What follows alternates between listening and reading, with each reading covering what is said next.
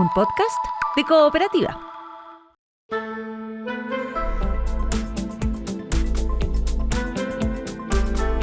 Hola Santiago, hola Chile, hola al mundo que nos sigue a través de cooperativa.cl, también a través de nuestra app.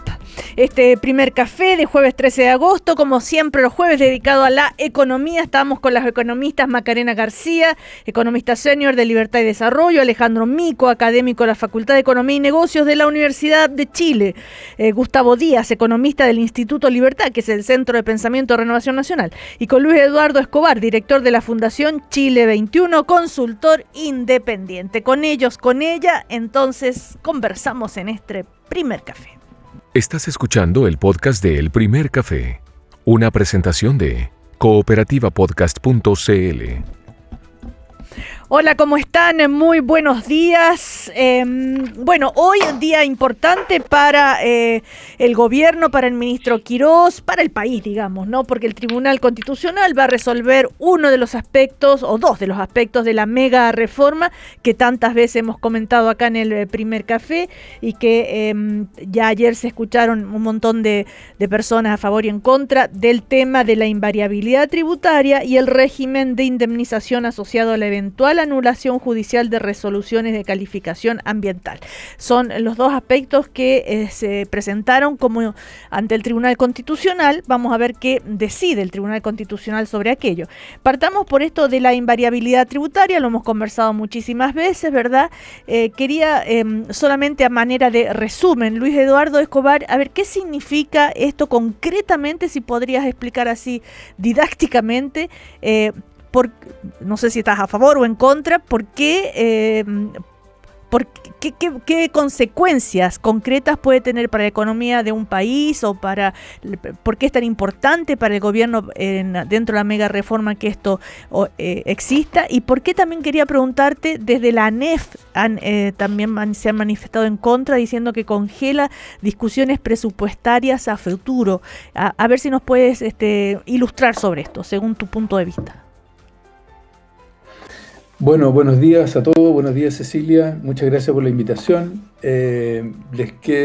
Yo soy de los que se ha opuesto a la invariabilidad tributaria desde que fue anunciada. Uh-huh. Creo que es una mala política. ¿En qué consiste? Preguntabas tú. Bueno, la propuesta que existe finalmente es que se le garantiza a las empresas que a los inversionistas, ¿sí?, determinados montos, la invariabilidad por periodos que se extienden a medida que los montos aumentan. Entonces, si invierten 50 millones de dólares, la invariabilidad es por 10 años, si invierten 300 millones de dólares, llega a ser de 20 años. ¿Pero por qué en contra? Entonces, ¿perdón? ¿Por qué no te parece bien? ¿Por qué no me parece bien? Ya, bueno, no me parece bien porque esto complica mucho la administración del sistema tributario en la medida en que quedan islas que son tratadas de diferente manera respecto de la mayor parte de las empresas que tributan en primera categoría. Y una de las reglas básicas de gestión financiera fiscal, y incluso está en nuestra Constitución, es que no debe haber tratamientos diferenciales salvo que hayan razones muy fundadas.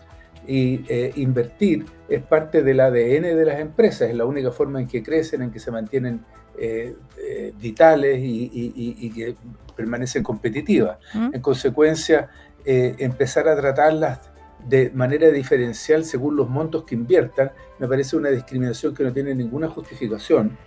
Y que además es innecesaria porque Chile no es un país en el cual las inversiones se hayan ido, ni mucho menos, y este tipo de instrumentos se usan en países que han tenido dificultades económicas mucho más profundas. ¿Y por qué, Macarena, buen día, y por qué, la pregunta que le hacía también a Luis Eduardo, se lo hago a todos, ¿por qué la Agrupación Nacional de Empleados Fiscales también intervino ayer ante el Tribunal Constitucional?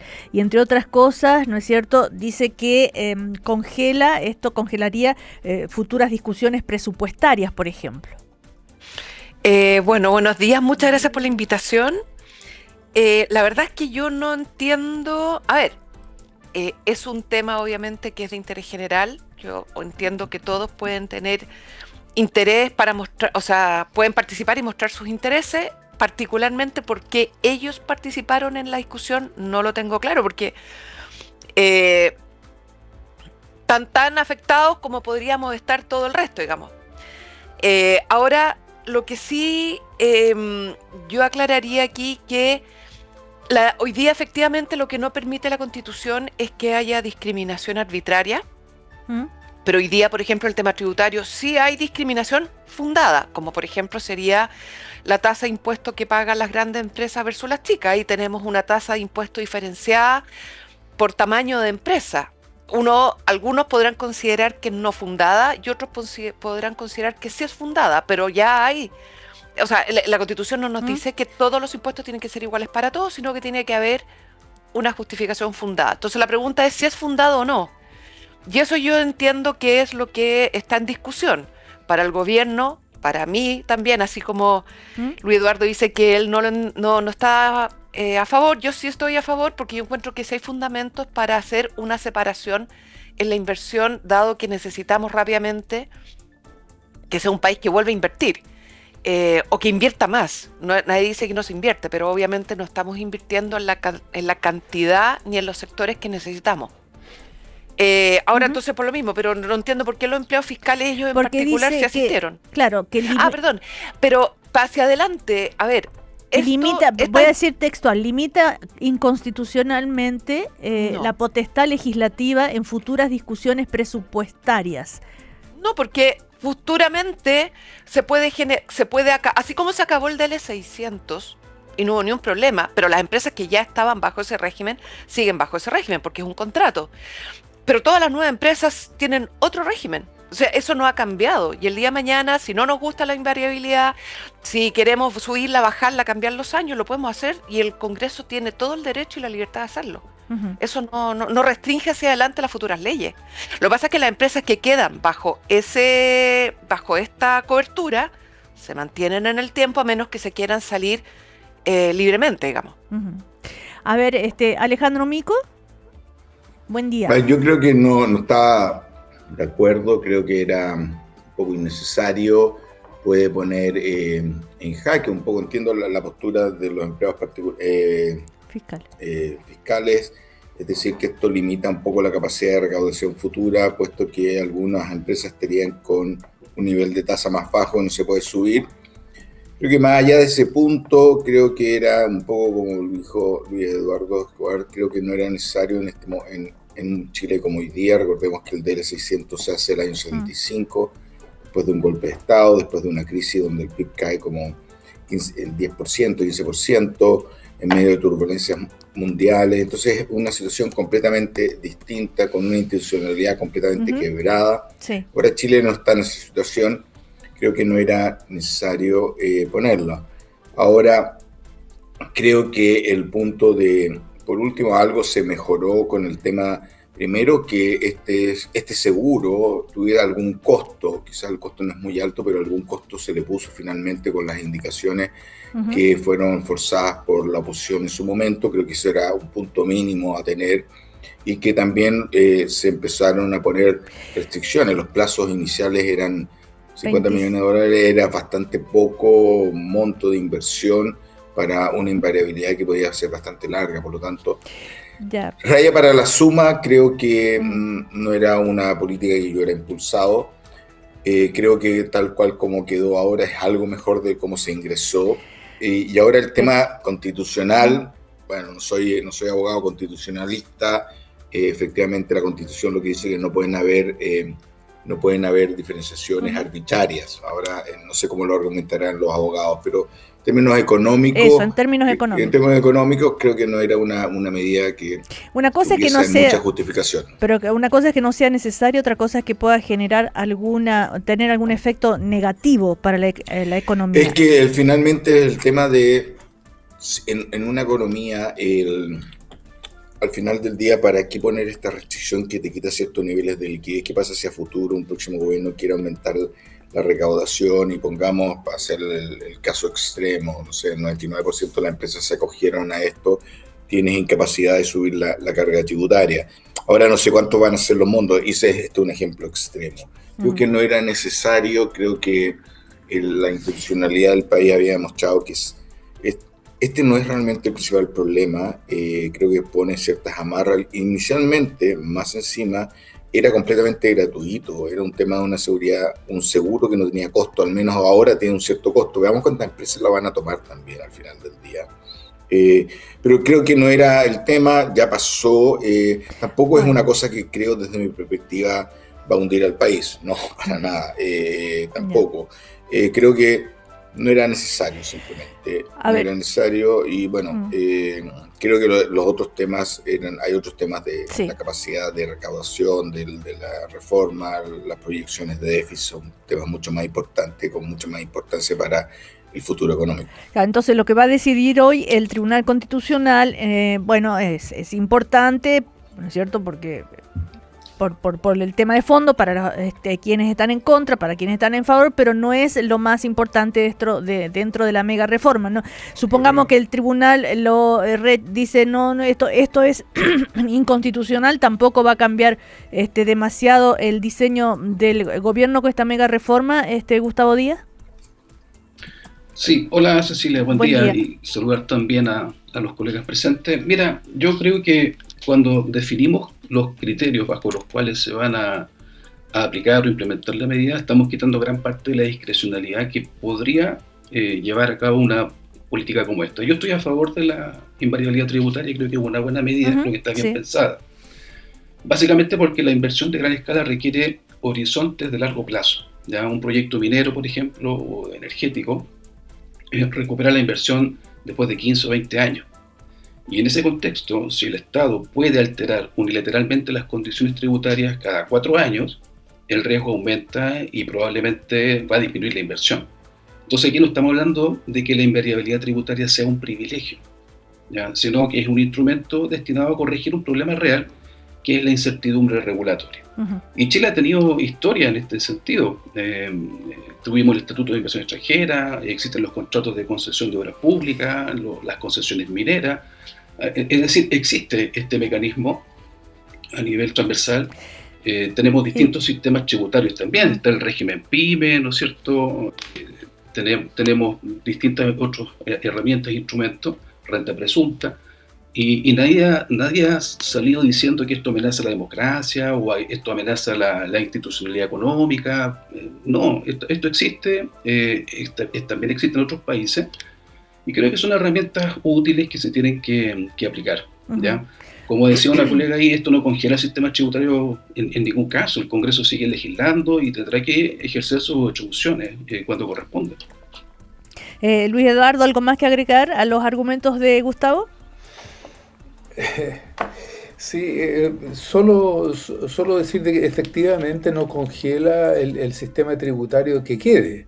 El problema es que crea tantas islas distintas que la gestión tributaria y la administración tributaria se va a encarecer enormemente, porque va a haber que tratar a cada empresa como una entidad distinta y en la realidad pueden llegar a ser decenas, si no centenas, de empresas que van a tener cada uno un sistema tributario diferente al régimen general. Y eso a mí no me parece conveniente. Bueno, vamos a ver qué pasa hoy en el Tribunal Constitucional, cuál será la decisión. Otro aspecto relacionado con el vetos de la mega reforma. Ayer ya, cierto, se aprobó.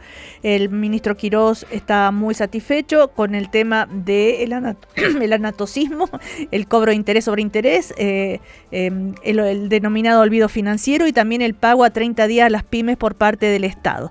Eso fue este último fue uno de los temas más debatidos, digamos, pero finalmente se aprobó. Están todos de acuerdo, lamentan algunos puntos. Yo sé, Luis Eduardo, recuerdo perfecto que tú estabas, te parecía que no debería existir esto del cobro de interés sobre interés. Todos los economistas en general acá en el Primer Café estaban de acuerdo en aquello, ¿no?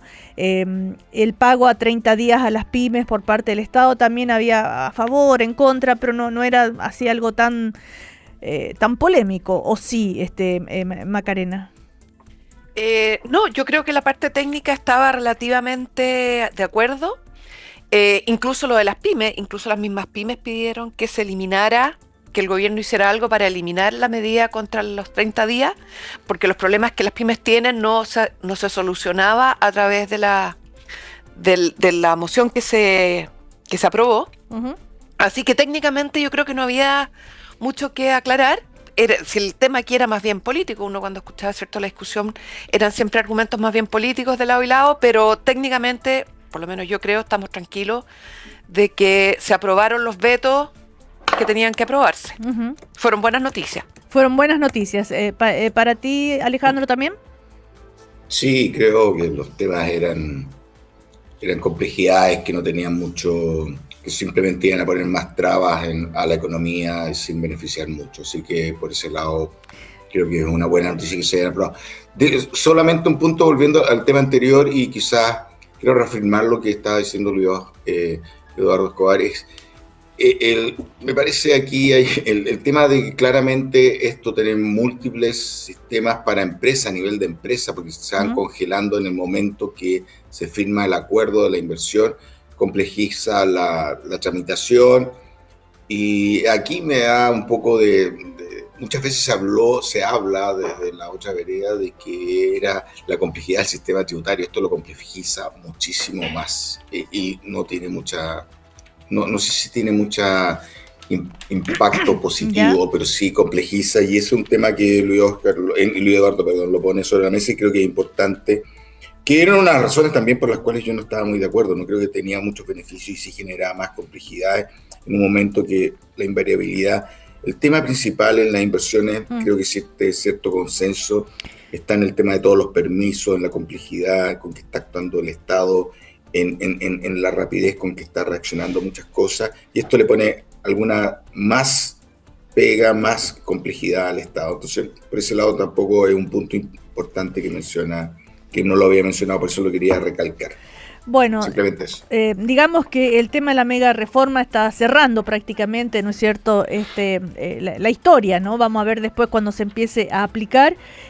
Faltan, como decíamos, estos dos últimos puntos que decide hoy el Tribunal Constitucional. Vamos a ver cuáles son las reacciones y ya la próxima semana podremos conversar más sobre este asunto.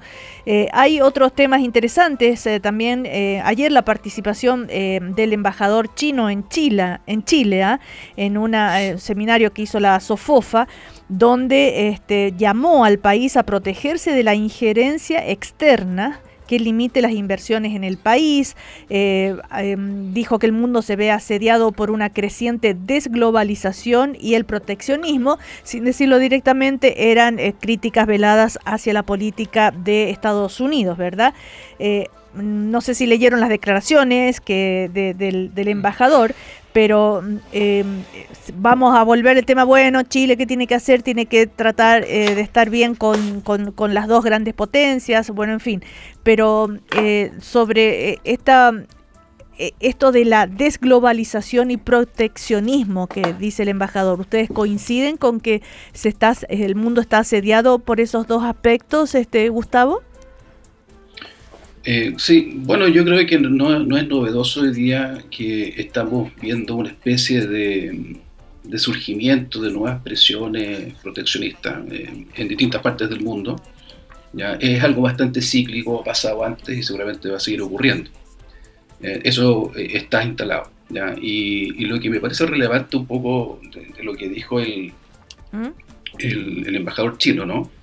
Que es desde la mirada netamente económica, sí, lo que está planteando es que tenemos que defender nuestro derecho soberano a comerciar e invertir libremente con quien estimemos conveniente.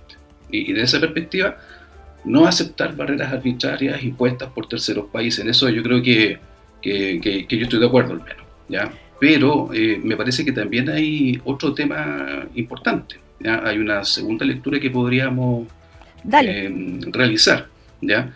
Y es que esas negociaciones, ¿ya? Tienen que ser de acuerdo, o tienen que realizarse de acuerdo a nuestros propios intereses. Es decir, nosotros tenemos que escuchar las preocupaciones de nuestros socios comerciales, y en particular cuando se trata de inversiones estratégicas, podría ser infraestructura crítica, telecomunicaciones, bueno, etcétera. Escuchar no significa obedecer, ¿ya? O sea, desde mi perspectiva, Chile tiene que evaluar sus propios intereses de seguridad nacional y económico y tomar nuestras propias decisiones, porque eso implica una soberanía real. Uh-huh. A ver, y lo demás es música, simplemente. Macarena. Bueno, yo no puedo estar más de acuerdo con lo que se acaba de decir. Aquí en esto, a mí lo que me llama la atención es que efectivamente uno ve que en el mundo ciertas cosas que antes se daban por sentadas, como por ejemplo el comercio, y los beneficios que genera el comercio a las distintas economías, hoy día ya todo esto está, ¿cierto?, evaluándose de nuevo, ya se da por sentado que los beneficios existen. Yo creo que va a haber un tiempo en que se va a demorar, en que van a aparecer los principales problemas. Estados Unidos ya está observando los problemas, la inflación se le está arrancando, y nosotros en eso no tenemos mucha capacidad de negociación, salvo en algunos productos muy particulares, pero en general no tenemos capacidad de negociar, y por lo tanto tenemos que tener un cuidado increíble con ambas potencias, porque claramente el problema es entre ellas. Ahora bien, eso no quiere decir que hay que aceptar todo y de todos. Y ahí es donde, por ejemplo, hoy día está en discusión qué hacer con la inversión extranjera que entra en Chile. Yo creo que hay que tener mucho cuidado con eso, porque entendiendo que a uno le gustaría, por ejemplo, restringir que, por ejemplo, no sean inversiones que estén dominadas por ciertas empresas o por ciertos países en ciertos sectores estratégicos que nosotros tenemos, llevar eso a la práctica no es tan fácil tampoco. Nosotros, por ejemplo, a mí no me gustaría que en el gobierno hubiera un servicio creado que se dedicara a determinar qué inversión es aceptada, de qué país y en qué sector. Llegar a ese nivel para protegernos nosotros en términos de inversiones puede ser muy discriminatorio. Uh-huh. Entonces, entendiendo que es un problema que nosotros nos tenemos que proteger respecto de ciertos sectores estratégicos, la pregunta es cómo operativizamos eso, cómo lo llevamos a la práctica, centrar nosotros a tener un problema de discriminación. No es fácil este tema. Yo encuentro que no es fácil, pero cómo es uno navega en esto. Sí, pero es súper interesante. Sí. A ver, Luis Eduardo Escobar. El tema es interesante y más que eso, incluso fascinante, diría yo. Además me da mucho gusto, creo que es primera vez que voy a estar de acuerdo con Macarena, y así que creo que el problema es extremadamente complejo. Ahora último se ha venido hablando, yo creo que muy tardíamente, respecto de hacer algún tipo de filtro sobre las inversiones, quién invierte dónde, de qué países, etcétera, etcétera, y poder mantener independencia respecto de las dos grandes potencias mundiales es extremadamente difícil. Y además nos enfrentamos con una declaración del gobierno de Estados Unidos de noviembre del año pasado, en que básicamente lo que dice Estados Unidos reitera, digamos, la política establecida en el año 1832 por el señor Monroe, sí, presidente entonces de Estados Unidos, que decía, mire, América para los americanos. Y lo que ha significado en la práctica eso es que es América para los Estados Unidos. Entonces, en esa área, yo creo que vamos a quedar un poco como jamón del sándwich, y por eso es que estoy de acuerdo con Macarena de que este tema es extremadamente complejo. Nosotros tenemos inversiones chinas en sectores importantes. China sigue, como dijo el embajador, sigue interesada en invertir en América Latina. Chile, dentro del contexto latinoamericano, es un país particularmente atractivo para inversiones chinas, y en consecuencia creo que vamos a tener un problema político bien serio, tanto con Estados Unidos como con China, porque va a ser difícil equilibrar, tratar de proteger nuestros intereses estratégicos y a la vez tratar de equilibrar los intereses de estas dos superpotencias. Gustavo, ¿querías decir algo? Sí, Cecilia, gracias, porque pienso que este tema creo que engancha directamente con el anterior. Porque yo que he visto acá, hay un consenso en que una política comercial deberá apuntar a que todas las inversiones son bienvenidas. China es bienvenida, Estados Unidos es bienvenido, Europa es bienvenido, Japón, todos. ¿ya? Nadie tiene derecho a escribir nuestras propias reglas. Y siendo así, entonces cualquier inversionista extranjero deberá recibir la misma seguridad jurídica. Por eso, esa seguridad debe derivar de instituciones generales, no de privilegios otorgados a una determinada nacionalidad. ¿Ya? Eso engancha directamente con la invariabilidad tributaria que estábamos hablando recién, porque son políticas que conversan precisamente. Uh-huh. Ya. Vamos a ir a comerciales. A la vuelta contigo, Alejandro Mico. Ya volvemos. Estás escuchando el podcast de El Primer Café, una presentación de cooperativapodcast.cl. Seguimos en el primer café de hoy dedicado a la economía. Estamos con los economistas Luis Eduardo Escobar, Alejandro Mico, Gustavo Díaz, Macarena García. Antes de irnos a comerciales estaban, ¿no es cierto?, reflexionando a partir de una frase del embajador de China acá en Chile en un seminario que hizo en la SOFOFA, ¿no es cierto?, hablando de que el mundo se ve asediado por una creciente desglobalización y proteccionismo. Debemos resistir con firmeza y protegernos, dijo el embajador, contra cualquier injerencia externa. Manteniéndonos especialmente vigilantes ante cualquier intento de terceros de limitar o debilitar la cooperación entre China y Chile bajo cualquier pretexto. Bueno, en ese contexto que estábamos hablando del tema de fondo. Alejandro Mico. A ver, es un tema muy interesante.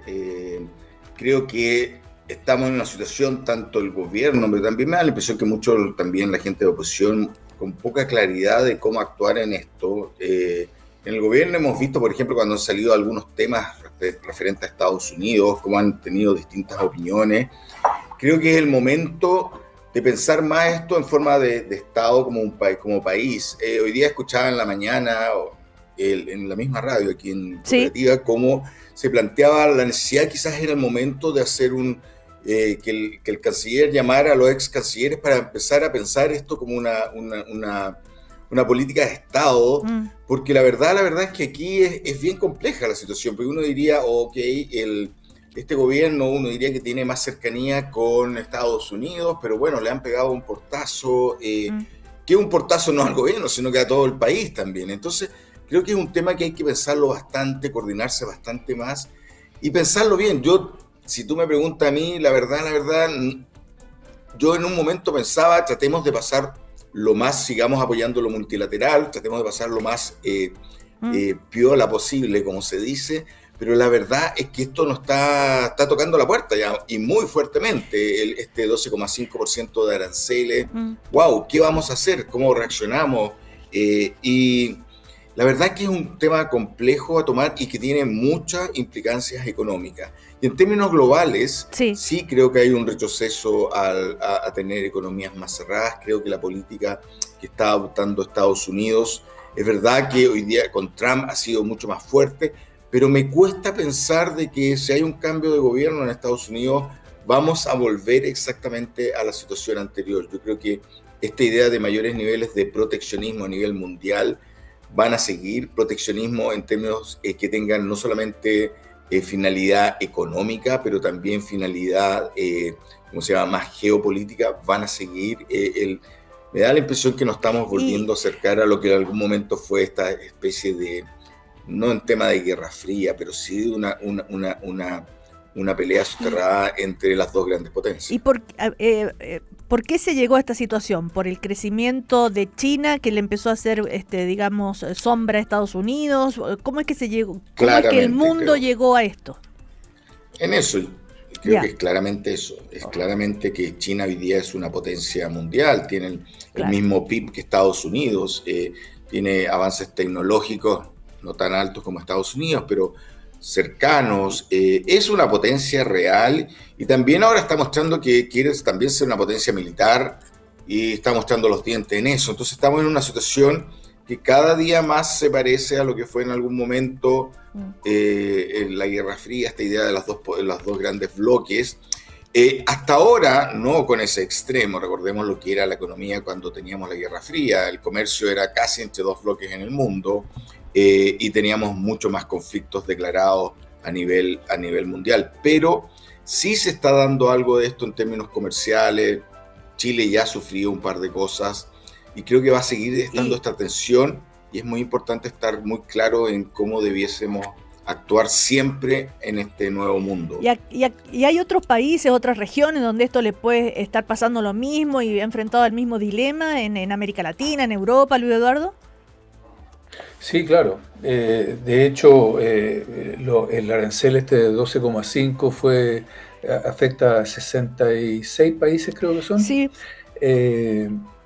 Y yo creo que establece una forma de operar de parte del gobierno de Estados Unidos que como dice Alejandro Mico, es problemática, porque nosotros somos menos del 0,3% del PIB mundial. Estados Unidos es como el 17% y China anda por ahí. Entonces, frente a eso, nosotros somos una pulga, digamos. Claro, pero esto del proteccionismo, de economías, sistemas más cerrados, ¿también lo están tomando otros países?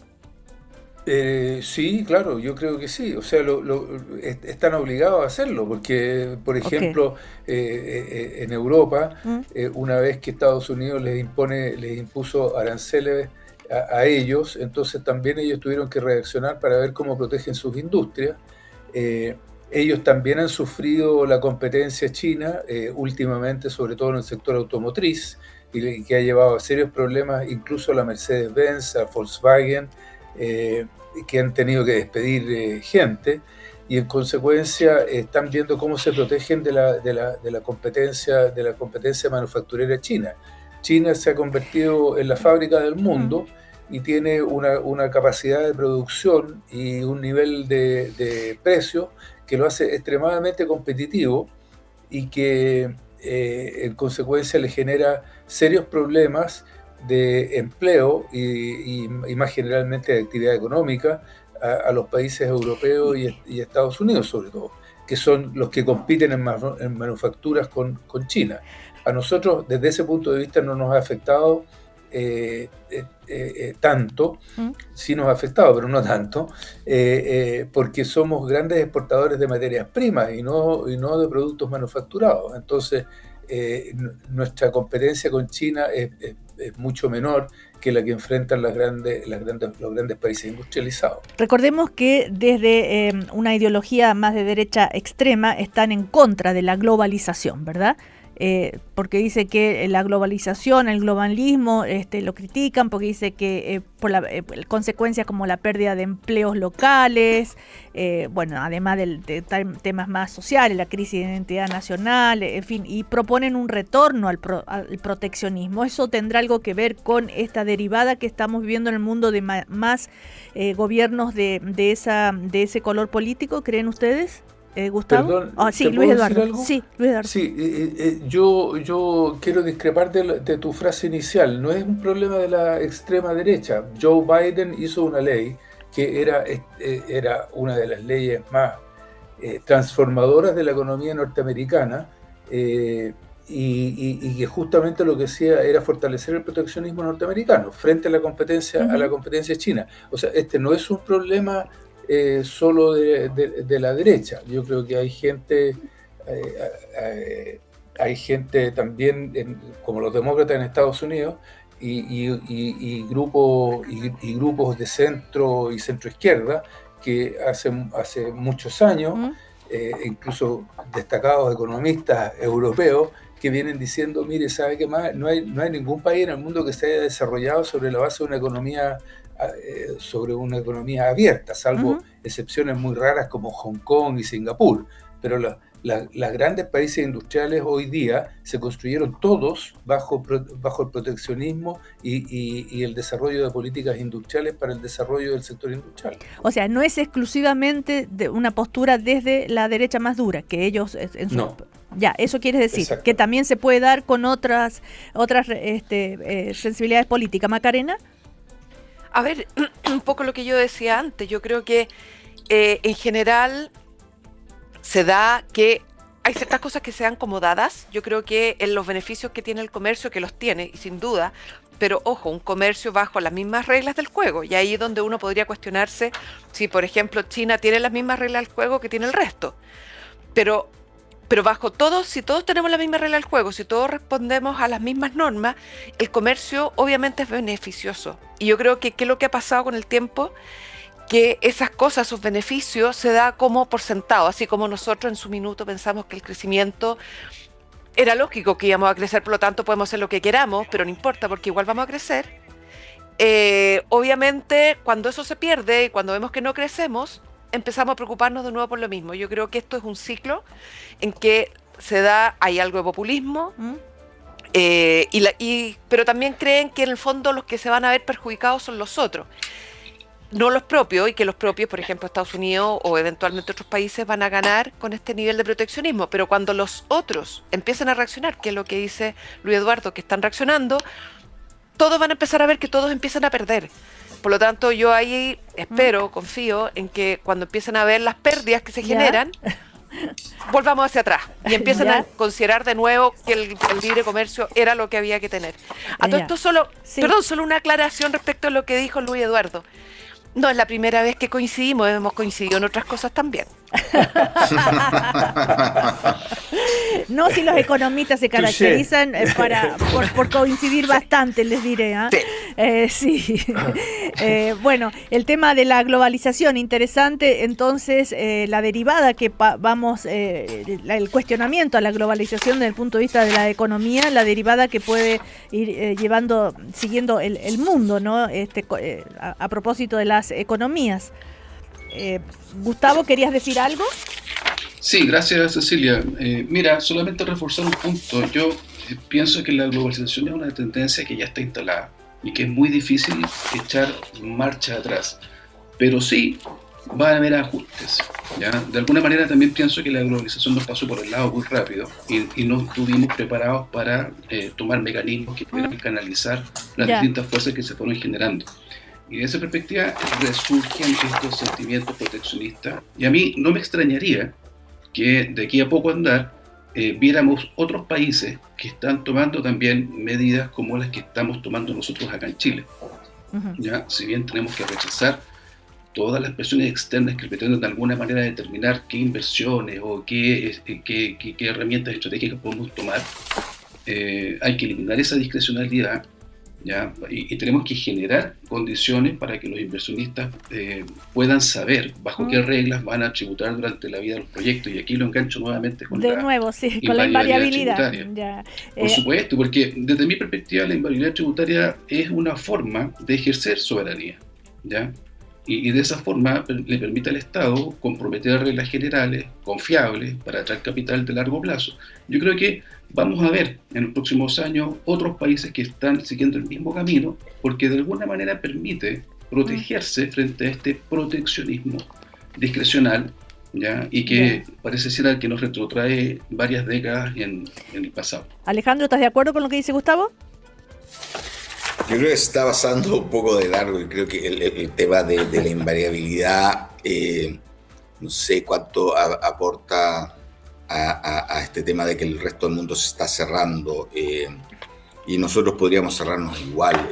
Hay barreras fitosanitarias que no están en esto, hay inclusive hay una serie de cosas, y el tema de los aranceles, que podría haber sido la forma de cerrarse, estaban en los tratados de libre comercio y ya los tenemos firmados con casi todas partes del mundo, y Chile, a diferencia de otros países, tiende a cumplir sus tratados. Entonces, no estoy tan de acuerdo en eso. Ahora, volviendo al tema más de fondo, sí creo que estamos volviendo a un tema de un mundo mucho más cerrado, donde se están abriendo una serie de conversaciones distintas a lo que vimos en su momento, donde había una racha muy fuerte de apertura, por 90. Estamos un poco con el péndulo volviéndose. Pero aquí sí estoy de acuerdo con mi colega que acaba de decir, es que hoy día cerrarse al mundo es muchísimo más difícil que cerrarse al mundo en los 50. Hoy día, con la tecnología, con las comunicaciones, es extremadamente difícil más cerrarse al mundo. Imagínense, yo no me imagino un Chile hoy día que pusiera las barreras que teníamos en los 70 en términos para los automóviles, para la tecnología. Creo que el gobierno no aguantaría mucho. En términos de que hoy día, por las comunicaciones, el mundo está mucho más globalizado, y cerrarse completamente es mucho más difícil. Pero eso no quita que sí tenemos algunos movimientos en retroceso, pero que son muchísimo menores.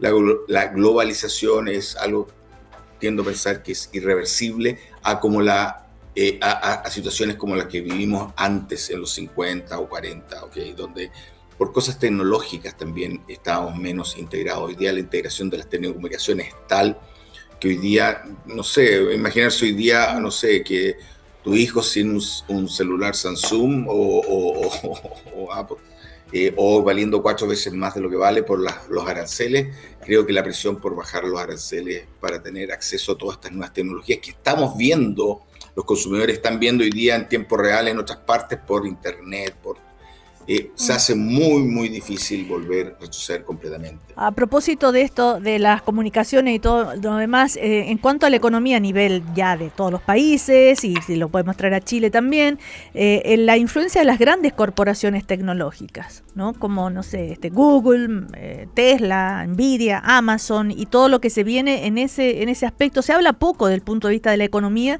de la influencia de estas grandes corporaciones. Hay quienes dicen, ¿saben qué? El mercado mundial lo están manejando en realidad estas grandes corporaciones, de ellos dependemos. Bueno, y si a eso le sumamos el tema de la inteligencia artificial, que es el desarrollo global que hay de la inteligencia artificial, ¿ustedes creen que del mundo de la economía se analiza lo suficiente este fenómeno, Macarena? Es que, a ver, efectivamente hay compañías grandes, pero yo como consumidor, o sea, está bien, ellos existen, pero yo también los quiero que existan. Pues yo también ocupo sus bienes, sus productos, su tecnología. A mí nadie me obliga a estarle comprando a ellos, a nadie lo está obligado a hacerlo. Si ellos existen y están y me dan un buen servicio, un buen precio, un buen producto,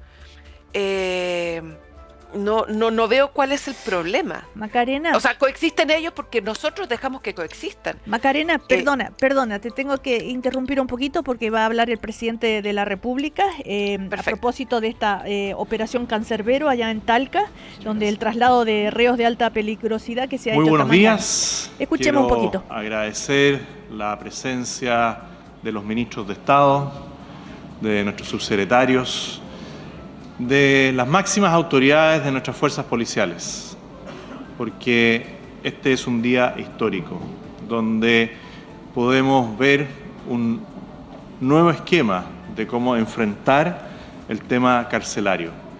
Saludo con especial afecto al señor director general de Gendarmería. Gracias por el esfuerzo que hace junto con todos sus funcionarios. Darle las gracias a cada funcionario de Gendarmería a lo largo de todo Chile por lo que están realizando. También al alcalde. Gracias, alcalde, por acompañarnos. Sabemos que para usted también es importante recuperar espacios públicos en la zona urbana y que aquí en esta zona no se produzca ningún poblamiento urbano irregular. Eso es muy importante, así como tenemos que mantener la seguridad dentro del recinto penal. El entorno es fundamental para que no se instale aquí esos fenómenos que no queremos. Gracias a los parlamentarios por estar acá, por ver cómo son las instalaciones. Este es un proyecto de Estado. Esta es una unidad que se empezó a pensar hace más de 15 años. Está aquí el diputado Verdugo, que ya cuando era alcalde, después Ceremi, le tocó ir viendo cómo iba evolucionando esto. Tenemos que lograr un cambio radical en temas de cómo pensamos la política penitenciaria en Chile. El nivel de hacinamiento hoy día sobrepasa todos los límites y eso requiere una manera efectiva, rápida de poder enfrentarlo, pero también tenemos que solicitarle a los parlamentarios que revisemos cómo vamos a implementar la agenda contra el crimen organizado y el terrorismo, que parte con la detención, la persecución penal, las sentencias, pero tiene un pie muy importante en los recintos penales.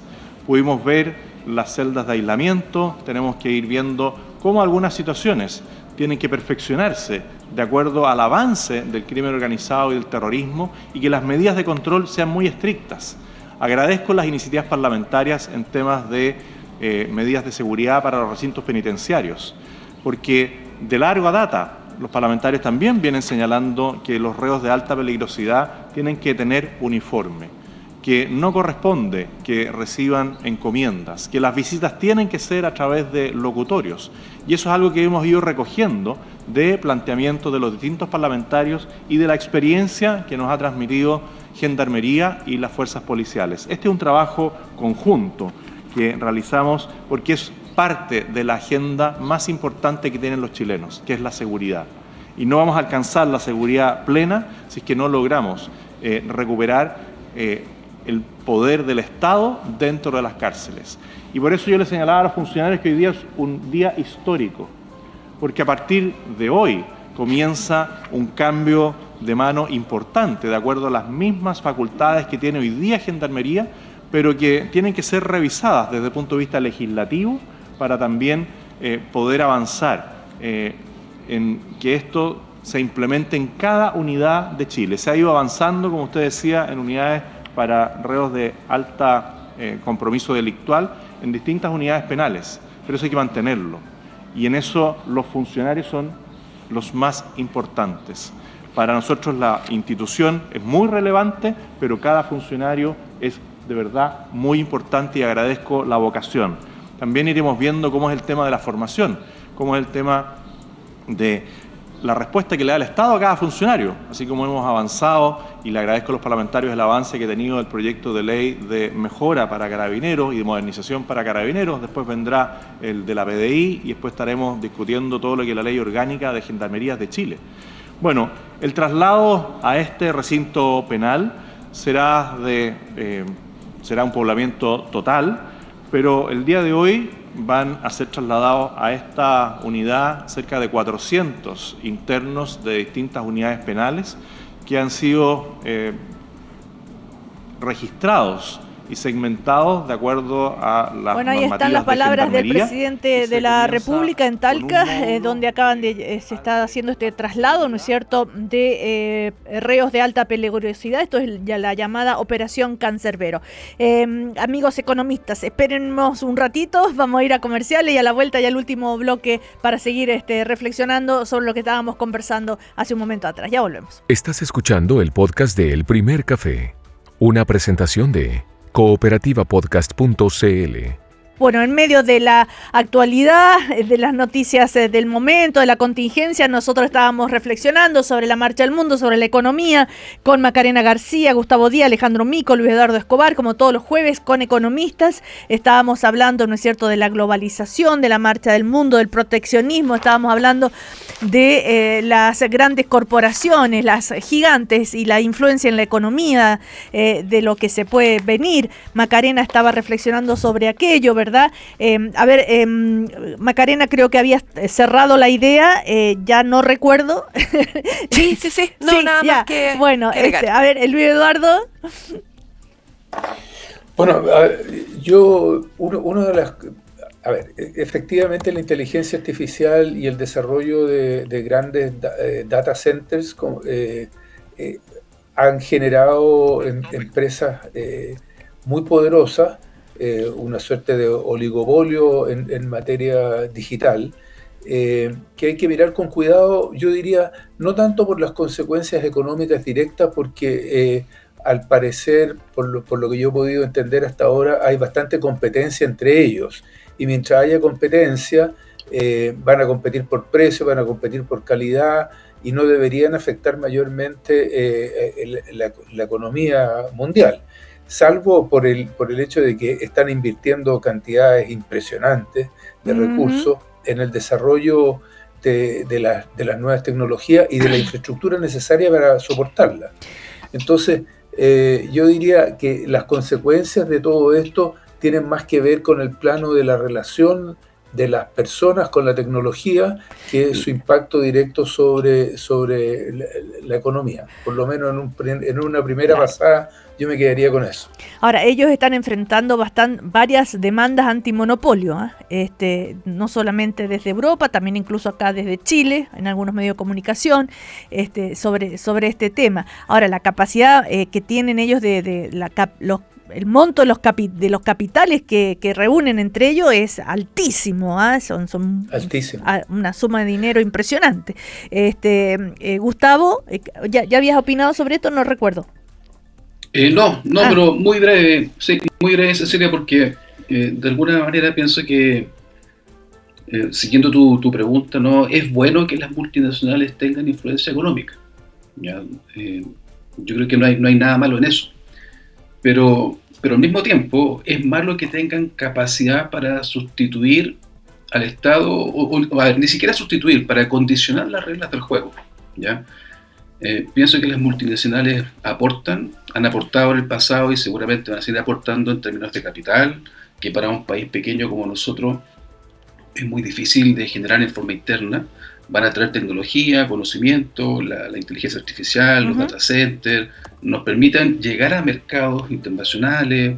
Hay beneficios asociados a la gestión, a la gobernanza, a los encadenamientos productivos. O sea, hay una serie de elementos que son sumamente positivos y que están bien documentados a través de la evidencia empírica y de la bibliografía económica, ¿ya? No es necesariamente una amenaza desde esa perspectiva. El problema aparece cuando tienen poder para definir las reglas, ¿ya? Entonces yo creo que hay que marcar una diferencia ahí. Las empresas, las grandes corporaciones influyen porque tienen capital y tienen capacidad empresarial, pero hay una diferencia entre que eso se convierta después en determinar, por ejemplo, qué leyes se van a aplicar, qué regulaciones tenemos que aprobar nosotros, ¿ya? Y eso sí puede ser, de hecho es muy problemático que aparezca, ¿ya?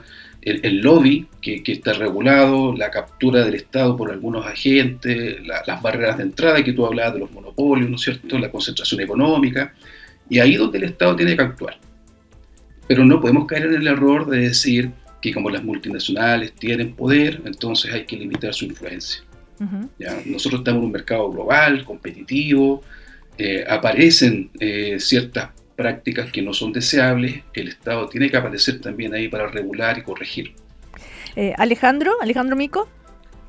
Estoy muy de acuerdo con esto, que se acaba de plantear, en términos de que efectivamente per se hay un desarrollo tecnológico que termina beneficiando todo. Ahora, cuando toman un cierto tamaño, el peligro es el que se menciona acá, que pasen a tener, ejercer ya sea poder monopólico, pero también poder político sobre los países y las instituciones, y eso es complejo, cómo se maneja.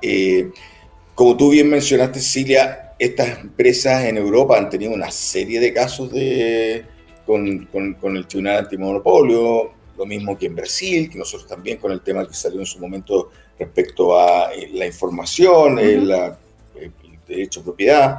Entonces hay temas ahí que, claro, cuando una empresa toma un cierto tamaño tan grande, empieza a ser complejo porque empiezan a influenciar no solamente en temas de desarrollo tecnológico, que está muy bien todo eso, pero empieza a tener injerencia en la política de los estados, y qué duda cabe que es así. Es simplemente recordarse cuando asume Donald Trump, estaban todos los gerentes de las 5 o de las magníficas, entonces como decir, wow, porque igual tienen un poder que es importante. Esto no es la primera vez que pasa en la historia. El punto es que hay que saber manejar esto y cada vez se vuelve más complejo. Ahora tiene un nivel de complejidad aún mayor porque estas corporaciones, con el tema del análisis de la información que tienen, pueden hasta llegar a manipular elecciones, como hay casos que se están viendo ahora también. Entonces hay que tener el cuidado de que cuando una empresa es tan grande, en términos de, sea tecnológico o no tan grande, puede empezar a tener peso en las decisiones de la política económica, pero también en la política más partidista. Y eso es lo complejo que hay que estar mirando siempre. Tratar de parar el desarrollo tecnológico me parece que es casi imposible. Y claro, y tiene costo también para la población. Como decía Macarena, obviamente, yo estoy feliz usando la posibilidad de hoy día estar en esta reunión virtual. No la tendríamos si no se hubiera el desarrollo de la tecnología. Claro, pero esto genera mucho bienestar, pero hay que ver que no pase a tener un poder político que empiece a influenciar las reglas del juego en su favor. Esa es como la gran premisa. Es difícil, es más fácil decirlo que hacerlo, porque hoy día, hablando de los montos que están invirtiendo estas las grandes empresas son un par de veces el PIB de Chile. Son números brutales, son realmente números gigantescos que es difícil de dimensionar. A propósito de inteligencia artificial, me imagino que eso es otro de los aspectos que, sabemos, que influyen, ¿no es cierto?, en cuando hay que empezar a pensar en el mercado del trabajo. Que recordemos es otro de los desafíos de este gobierno, el recuperar los puestos de trabajo, a propósito del desempleo, en fin, y las nuevas reglas y cuánto influye y va a influir la inteligencia artificial en el mercado laboral, más y después pasamos a temas mucho más cercanos y concretos, que es lo que se está discutiendo ahora, ¿no es cierto?, la flexibilidad, incluso la ley Karin, que también la incluyen en este tema que hay que pensar, porque puede estar afectando también el mercado del trabajo, etcétera, etcétera. Macarena, ¿cómo enganchar todo eso en el mercado laboral? ¿Qué debería hacer quienes están preocupados de recuperar los puestos de empleo? ¿Qué aspectos tomar en cuenta? Es que yo creo que hay cuando uno ve cómo es la productividad en Chile, cómo está haciendo en el fondo el capital humano, pues justamente para poder desarrollar un trabajo adecuado en un mundo en que hay tecnologías de la información, que hay este tipo de competencia, digamos, Chile está muy al debe en eso. Si uno ve en el fondo los resultados de las distintas pruebas, de las distintas evaluaciones, de la capacidad de entendimiento, hoy día es cierto existe el concepto de analfabeta funcional, que es aquel que sabiendo leer y escribir, pero no entiende lo que lee. En Chile ese porcentaje es muy alto.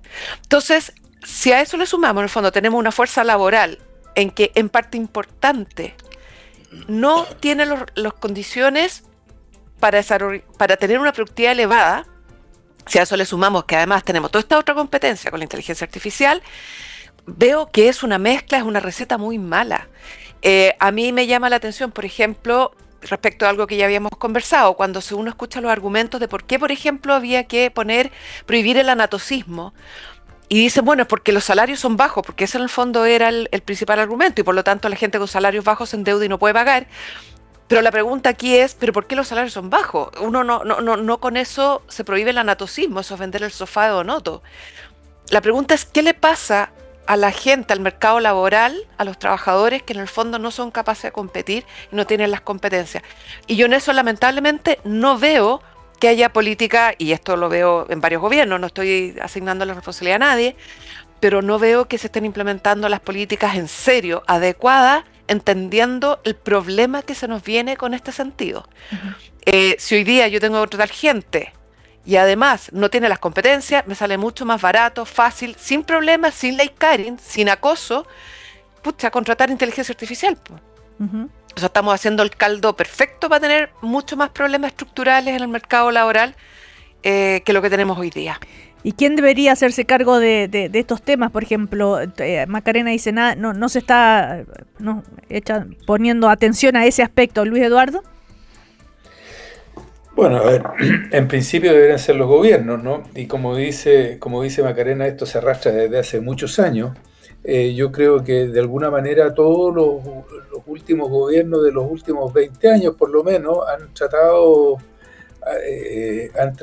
de entrar de mejor manera en el tema educacional, pero no hemos logrado desarrollar un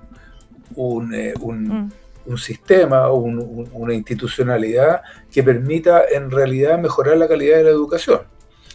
Uno de los grandes errores que yo creo que se cometió fue no haber invertido más en educación universitaria que en educación preescolar, porque está ampliamente demostrado alrededor de todo el mundo. Los primeros estudios de esta materia son del Banco Mundial de la década del 60 o principios de los 70, que la inversión inicial en los primeros 3 o 4 años de vida de los niños es fundamental si uno quiere tener capacidad de aprendizaje. Pero ya han pasado muchos años de aquello. ¿Se podría haber tenido otras iniciativas en ese sentido? Exactamente, y yo creo que es una de las áreas en las cuales los chilenos no hemos sido capaces de ponernos de acuerdo de cómo enfrentar ese desafío. Nos va pésimo en las pruebas internacionales, Macarena dice que ya no se acuerda el número, pero a mí me parece recordar de que alguna vez le hicieron una prueba a los ingenieros en Chile y el 40% de los ingenieros en Chile no entendían un set de instrucciones porque no eran capaces de interpretar bien lo que leían. Uh-huh.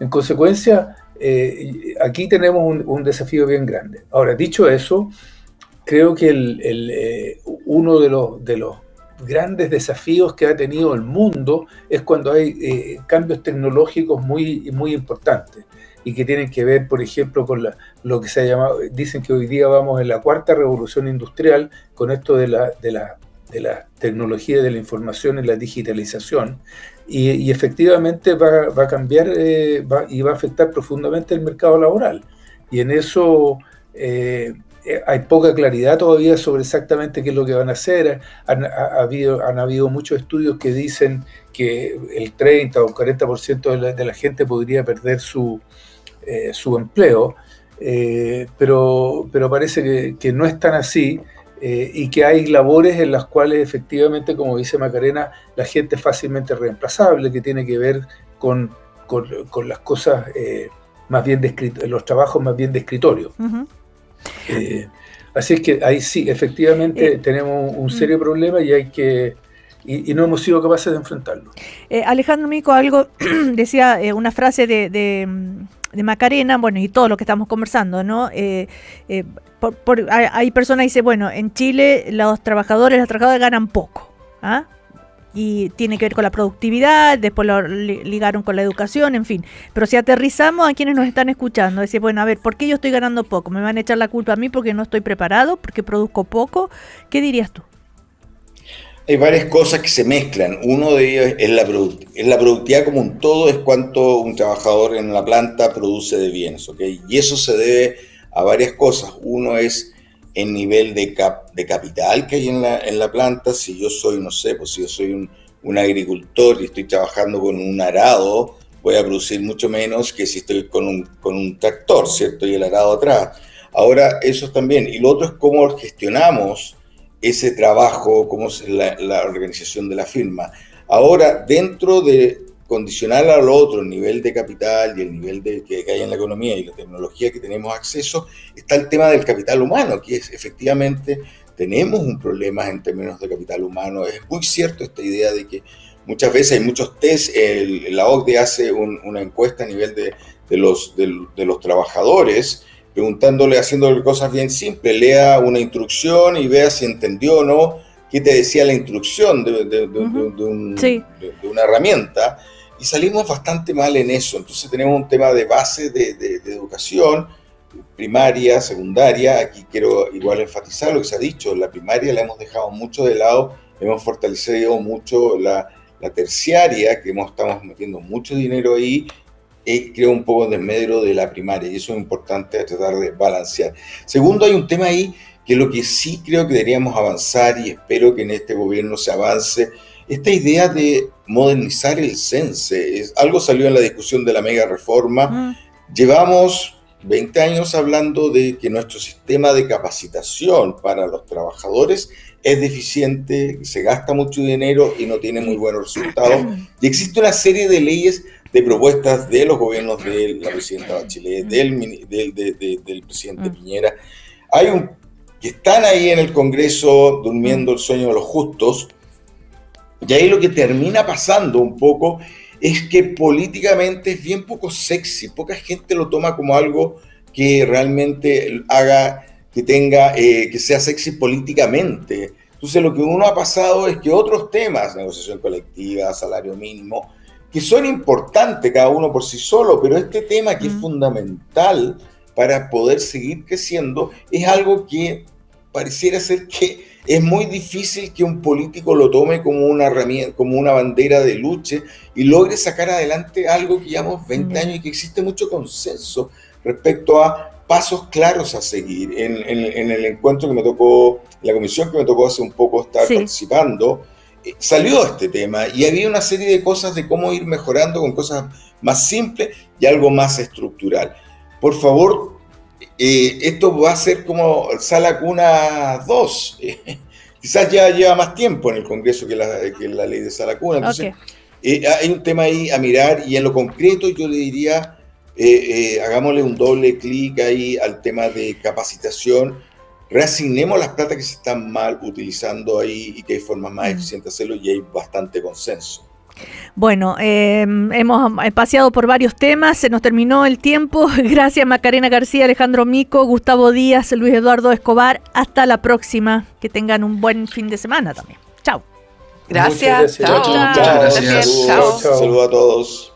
Aquí termina el podcast de El Primer Café. Lo escuchas en vivo de lunes a viernes desde las 9 de la mañana y todos los días en cooperativapodcast.cl.